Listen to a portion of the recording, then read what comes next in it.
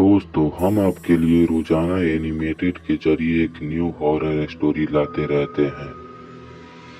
हमारे चैनल के साथ बने रहने के लिए और रोजाना ऐसे ही एक न्यू हॉरर स्टोरी देखने के लिए हमारे चैनल श्रापित साया को सब्सक्राइब करके बेल आइकन को प्रेस कर लीजिए। दोस्तों, हम अपने चैनल पे बहुत मेहनत से वीडियो बना रहे हैं। हमें आपकी सपोर्ट की बहुत ज़रूरत है। यूट्यूब हमारी वीडियो की रीच नहीं भेज रहा है। आप लाइक करेंगे और एक छोटा सा ही सही पर कमेंट करेंगे, तभी हमारे वीडियो को प्यार मिलेगा और यूट्यूब की तरफ से रीच मिलेगी। तो कृपया करके एक लाइक और एक छोटा सा ही सही पर कमेंट कर दीजिए। धन्यवाद। शर्मा परिवार जहां चारों तरफ खुशियों का माहौल था, क्योंकि उनके घर की बहू का 7वां महीना लग चुका था। घर में छोटे बच्चे की जल्द ही किलकारियां गूंजने वाली थी। बहू, आज चंद्र ग्रहण है।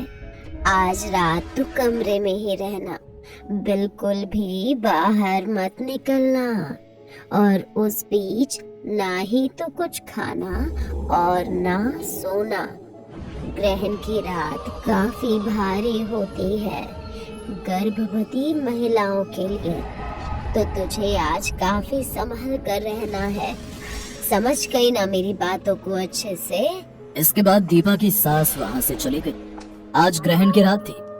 कहा जाता है कि गर्भवती महिलाओं को चंद्र ग्रहण के दिन काफी संभल के रहना पड़ता है, क्योंकि ग्रहण की रात सारी काली शक्तियां, बुरी आत्माएं, यक्ष, भूत, प्रेत ये सब काफी प्रबल होती है। तांत्रिकों और अघोरियों के लिए भी ये रात काफी अहम होती है।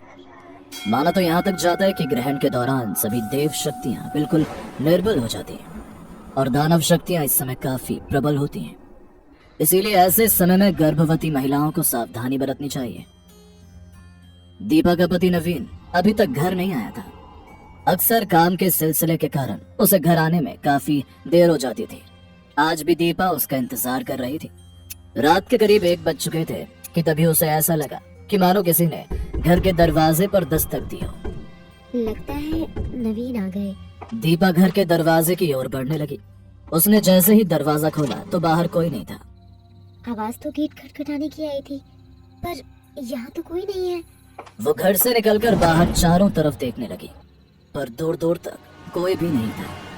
वो ये भूल चुकी थी कि उसे आज चांद की रोशनी में नहीं जाना है। बाहर तो कोई नहीं है। शायद ये मेरा वहम होगा। ये सब बाहर खड़े होकर वो सोच ही रही थी कि तभी उसे ऐसा लगा मानो उसकी कमर पर किसी ने जोरदार मुक्का मारा हो। जोरदार मुक्के के वार से दीपा को बहुत दर्द होता है, जिसके चलते वो पीछे मुड़कर देखती है, पर वहां दूर दूर तक कोई नहीं था। दीपा को अब धीरे धीरे डर का एहसास हो रहा था, जिसके कारण वो जल्दी से घर के अंदर जाती है और दरवाजा बंद कर लेती है। ये क्या किया मैंने? माँ जी ने मुझे घर से बाहर निकलने के लिए मना किया था। दीपा थोड़ी परेशान थी, पर वो इस बात पर ज्यादा ध्यान नहीं देती और न जाने कमरे में बैठे बैठे कब उसकी आंख लग गई। उस दिन के बाद से धीरे धीरे उसका बर्ताव बदलने लगा। वो अक्सर खामोश कमरे में घंटों बैठने लगी, यहाँ तक कि उसने खाना पीना भी छोड़ दिया। घर वालों को उसकी काफी चिंता होने लगी कि इस तरह अगर वो खाना पीना छोड़ देगी तो बच्चे पर क्या असर होगा। इसीलिए घर वालों ने डॉक्टर को बुलाकर दीपा की जांच कराई, पर कुछ पता नहीं लग सका। एक शाम की बात है, घर में दूध वाला कृपाल दूध देने आता। दीपा चुपचाप खाट पर बैठी थी। भाभी दूध ले लो। कृपाल की बातों को सुनकर दीपा ने कोई जवाब नहीं दिया। ऐसा लग रहा था वो अपने आप से ही कुछ बड़बड़ाए जा रही है। तभी वहां गायत्री आ जाती है। तू आ गया कृपाल, चल ला दूध दे दे। कृपाल का ध्यान केवल दीपा की ओर था। वो उसे बस एकटक घूरे जा रहा था। अरे उधर क्या देख रहा है? ला दूध दे। हाँ हाँ, ये लीजिए काकी दूध। वैसे काकी, मुझे भाभी कुछ ठीक नहीं लग रही। मुझे इन पर कोई ऊपरी हवा का साया दिख रहा है। ये क्या बकवास कर रहा है तू? काकी, मैंने सालों तंत्र विद्या का ज्ञान प्राप्त किया है। जो मेरी आंखें देख रही हैं, वो आप लोग कभी देख नहीं सकते। ये क्या बोल रहे हो बेटा? हाँ काकी, अगर आपने जल्द ही कुछ नहीं किया तो माँ और बच्चे दोनों की जान भी जा सकती है। ये बात सुनकर गायत्री बहुत डर जाती है और रोते हुए कृपाल से कहती है, बेटा मैं क्या करूं? मुझे तो कुछ समझ ही नहीं आ रहा। मेरी बहू कैसे ठीक होगी? आप बिल्कुल भी चिंता मत कीजिए, मैं आपको इन सब चीजों से बाहर निकलने में मदद कर सकता हूँ। क्या तू सच में मेरी बहू को ठीक कर देगा? तो फिर देर क्यों कर रहा है? बता, इसके लिए क्या करना होगा? इसके लिए आपको अपनी बहू को मेरे घर लाना होगा। वहाँ मैं तंत्र क्रिया करूँगा जिससे वो ठीक हो जाएगी। बेटा, इस हालत में मैं बहू को तेरे घर कैसे ले जा सकती हूँ? अगर लोगों को पता चलेगा तो बहुत बदनामी होगी। तुझे जो भी करना है तो यही कर। कृपाल कुछ देर सोच में पड़ जाता है, फिर एक हल निकालने की कोशिश करता है। ठीक है, तो कल सुबह के 4 बजे मैं आपके घर आता हूँ। ये समय ऊपरी शक्तियों को काबू करने के लिए सबसे ठीक होता है। ऐसा कहकर कृपाल वहाँ से चला जाता है। गायत्री ये सारी बातें शाम को अपने बेटे को बताती है। अपनी पत्नी और बच्चे को खोने के डर से वो काफी घबरा जाता है। पर माँ, हम किसी अच्छे पंडित से या तांत्रिक के पास भी दीपा का इलाज करवा सकते हैं। हाँ बेटा, पर अभी अगर गांव में किसी को भी इस बारे में पता लगा तो सब बहू के बारे में उल्टी सीधी बातें बनाएंगे और मैं नहीं चाहती कि हमारे घर की किसी भी तरह से कोई बदनामी हो। नवीन पहले तो सब चीजों के लिए राजी नहीं था, पर माँ के कहने पर वो मान जाता है। दोस्तों, ये एक सच्ची कहानी है। अगली सुबह 4 बजे से पहले कृपाल उनके घर पहुंच जाता है। काकी, आप भाभी जी को खाट पर लेटा दीजिए और मेरे पास केवल एक ही व्यक्ति रुक सकता है। माँ, दीपा के साथ आप यहाँ रुकिए, मैं बाहर इंतजार करता हूँ। इसके बाद कृपाल कुछ मंत्र बुदबुदाने लगता है और खाट के चारों तरफ सफेद लकीर से गोल घेरा बना देता है। इसके बाद उसने अपने थैली से एक राख की पोटली निकाली और उसमें से राख निकालकर दीपा के सर पर लगा दी, जिसके चलते दीपा काफी जोर जोर से चिल्लाने लगी। ये सब देख गायत्री बहुत डर जाती है। बेटा, ये सब क्या कर रहा है? बहू चिल्ला क्यों रही है? अब सब ठीक हो गया है। ये सब जानकर गायत्री थोड़ी चैन की सांस लेती है कि अब उसकी बहू ठीक हो चुकी है। उसके बाद कृपाल वहां से चला जाता है। उसी रात की बात है, अचानक घर में दीपा के चिल्लाने की आवाज गूंजने लगी, जिसे सुन सभी उसके कमरे में जाते हैं। मुझे बचा लो, मुझे बचा लो। ये लोग मुझे नोच के खा रहे हैं। बचाओ मुझे बचा लो। ये मुझे नोच के खा रहे हैं। उसकी ऐसी हालत देखकर घर वाले काफी डर गए। उन्होंने दीपा को काफी संभालने की कोशिश करी, पर वो बिल्कुल भी काबू में नहीं आ रही थी। ये सब देख गायत्री तुरंत कृपाल को फोन करके घर पर बुलाती है। बेटा, तूने तो बोला था कि मेरी बहू बिल्कुल ठीक हो जाएगी, फिर ये सब क्या हो गया? आप सब कमरे से बाहर जाइए, मैं थोड़ी देर में सब ठीक कर दूंगा। सभी लोग कमरे से बाहर जा ही रहे होते हैं कि तब तक दीपा गुर्राते हुए बोलती है, तू ठीक करेगा मुझे? बहुत अच्छे से जानती हूँ मैं। ये सब तेरा किया धरा है ना? सच सच बता, ये सब क्यों कर रहा है? दीपा की ये बात सुनकर सब चौंक गए।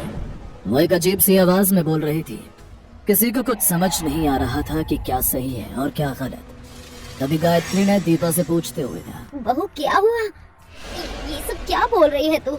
मैं तुम्हारी बहू नहीं, तुम्हारे पितरों की आत्मा हूँ। तुमने इसके भरोसे अपनी बहू को छोड़कर बहुत बड़ी गलती की है। ये बहुत गलत इंसान है। ये तुम्हारी बहू के साथ गलत करना चाहता है। ये सब सुन कृपाल चौंक जाता है और हड़बड़ाने लगता है। ये झूठ बोल रही है, आप लोग इसकी बातों पर भरोसा मत कीजिए।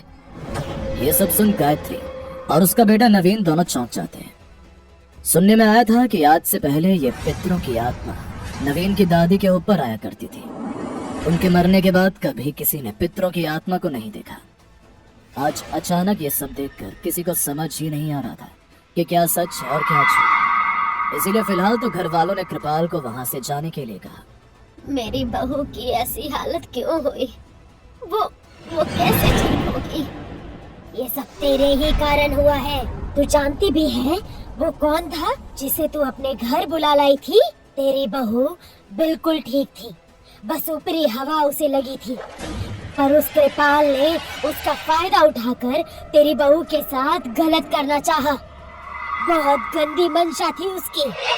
उसने तेरी बहू पर शमशान के भूत प्रेत छोड़ दिए हैं। अब तेरी बहू के पास बहुत कम समय है, वो बच नहीं पाएगी। ये सुनकर सभी लोग बहुत परेशान हो गए। गायत्री ने रोते हुए कहा, मुझे माफ कर दो, मुझे नहीं पता था कि वो इंसान इतना गंदा है। मेरी बहू को बस ठीक कर दो। मैं बस आखिरी कोशिश कर सकता हूँ। जल्द ही ग्रहण की रात आने वाली है। उस दिन गांव के चंडी देवी के मंदिर तुम्हें अपनी बहू को ले जाना होगा। वहीं तुम्हारी बहू को बचाने की आखिरी कोशिश हो सकती है। तब तक तुम्हारी बहू को सारी आत्माएं बहुत कष्ट पहुंचाएंगी। उसके बाद पितरों की आत्मा दीपा के अंदर से चली जाती और वो वहीं बेहोश हो गई। अगले दिन सुबह दीपा फिर से वैसे ही चिल्लाने लगती है, जैसे मानो कोई उसे नोच नोच कर खा रहा है।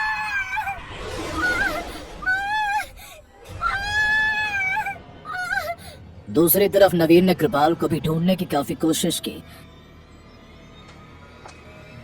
पर वो गांव छोड़कर भाग गया था। बहुत पूछताछ करने पर आसपास के लोगों ने बताया कि वो अक्सर अपनी तंत्र क्रिया का प्रयोग गलत कामों के लिए किया करता था। वो औरतों पर हमेशा से ही गंदी नजर रखता था।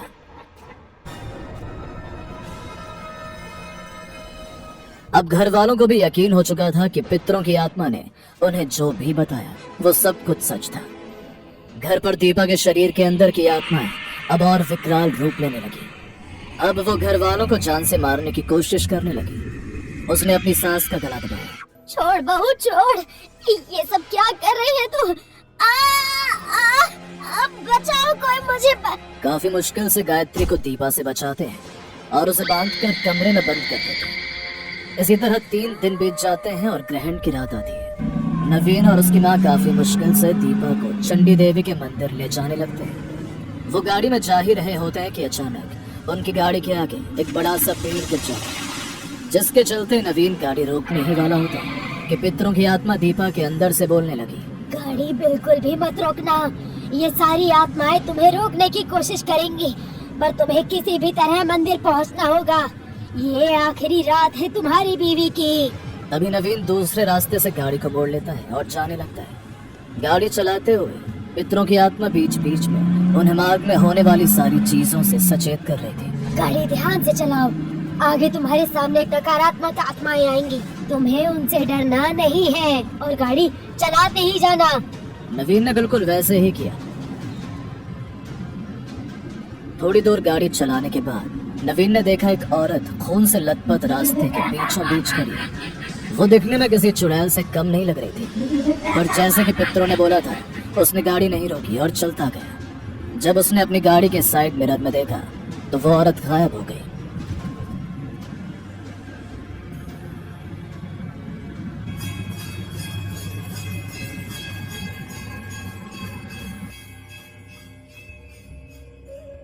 इसी तरह काफी मुश्किलों से वो सब लोग मंदिर पहुंचे। आ गए आप लोग। आपके कहे अनुसार सभी तैयारियां हो चुकी हैं। आप अपनी बहू को यहाँ बैठा दीजिए। मंदिर के ब्राह्मण ने मंत्रोच्चार जारी रखा, लेकिन दीपा की हालत बद से बदतर होती जा रही थी। वो जोर जोर से चिल्ला रही थी। मंत्रों के उच्चारण से पितरों की आत्मा एक एक करके दीपा के अंदर से आत्माएं बाहर निकालने लगी। ये प्रक्रिया करते करते कई घंटे बीत चुके थे। करीब 50 आत्माओं को उन्होंने दीपा के शरीर से बाहर निकाल दिया था, लेकिन अभी भी कुछ जिद्दी आत्माएं दीपा का शरीर छोड़ने को तैयार नहीं थी। तभी पितरों की आत्मा ने आखिरी बार चेताया। यह मेरी आखिरी कोशिश है। अगर यह असफल हुई तो इसे बचा पाना नामुमकिन होगा।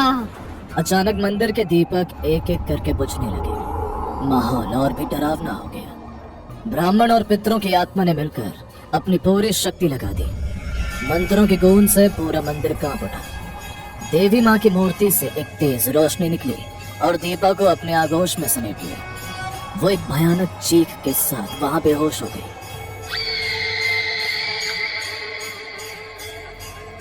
थोड़ी देर बाद दीपा की आंखें खुली लेकिन वो बेहद कमजोर हो चुकी थी।